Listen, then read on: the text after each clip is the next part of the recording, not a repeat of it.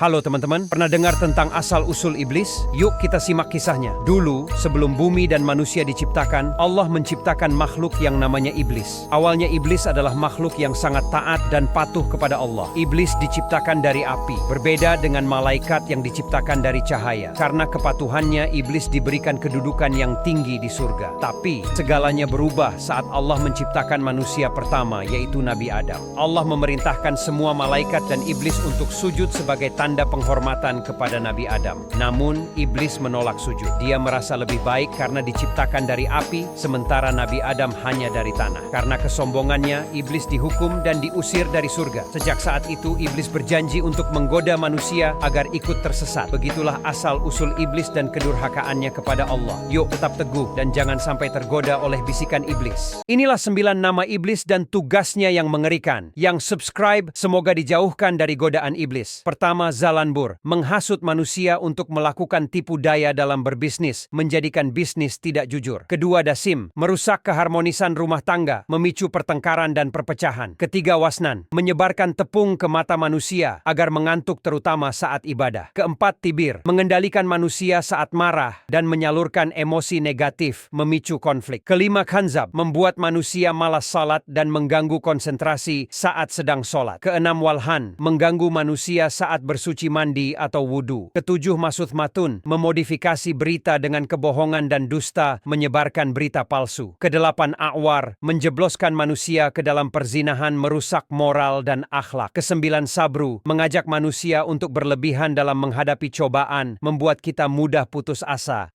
Begini cara iblis berkembang biak. Tahukah kamu, iblis makhluk Allah yang diciptakan dari api memiliki cara berkembang biak yang sangat mengejutkan. Semua iblis sudah pasti kafir dan ingkar kepada Allah Ta'ala. Berbeda dengan jin yang ada yang kafir dan ada yang muslim. Lalu bagaimana cara iblis berkembang biak? Menurut beberapa ulama, Allah menciptakan zakar pada paha kanan iblis dan vagina pada paha kirinya. Iblis kemudian menikahkan paha kanan dan kirinya sehingga menghasilkan telur-telur. Dari telur-telur tersebut lahirlah 7.000 setan laki-laki dan setan perempuan. Anak-anak iblis ini diberi tugas yang mengerikan, yaitu menggoda manusia dan membuat kita terjerumus dalam dosa dan maksiat. Jadi, waspadalah, mereka selalu berusaha mempengaruhi kita setiap saat. Kalian gak akan percaya, inilah 5 makanan yang paling disukai jin dan setan. Siap-siap terkejut dan waspada. Pertama, darah. Jin dan setan suka darah, baik dari hewan maupun manusia. Luka berdarah, segera bersihkan dan obati sampai bekasnya hilang. Bahkan darah menstruasi, jangan buang pembalut sembarangan. Kedua, janin bayi. Jin dan setan sangat tertarik dengan janin di dalam kandungan. Ibu hamil, jangan keluar malam tanpa pengawasan suami atau keluarga. Ketiga, makanan tanpa doa. Makanan yang tidak diawali dengan menyebut nama Allah juga jadi favorit jin dan setan. Keempat, tulang. Jin dan setan juga suka tulang. Setelah makan ikan atau daging, segera buang tulangnya ke tempat sampah. Kelima, kotoran. Ya, jin juga sangat menyukai kotoran. Jadi, pastikan lingkungan kita selalu bersih. Tahukah kalian, di balik gelombang lautan yang luas, tersembunyi sebuah rahasia gelap, yaitu terdapat istana iblis setelah dia diusir dari surga. Jangan lupa subscribe, semoga rezekinya lancar dan berkah. Dalam kurun waktu 1200 tahun setelah Allah menyuruh semua malaikat sujud kepada Adam sebagai pemimpin di bumi, ada satu makhluk yang membangkang, yaitu Azazil. Ia menolak bersujud karena kesombongannya. Akibatnya Allah mengusirnya dari surga. Azazil tidak berdiam diri. Dia membangun istana megah di tengah lautan gelap. Dinding-dindingnya terbuat dari batu hitam yang mengkilap dan menara-menaranya menjulang tinggi di atas permukaan air. Beberapa cerita menyebutkan bahwa istana ini memiliki pintu gerbang yang hanya dapat dilihat oleh mata tertentu. Di pusat istana terdapat singgasana iblis yang terbuat dari kristal hitam. Singgasana ini menjadi tempat Azazil memerintah dan merencanakan strategi untuk menggulingkan manusia dan menggantikan Adam sebagai pemimpin di bumi.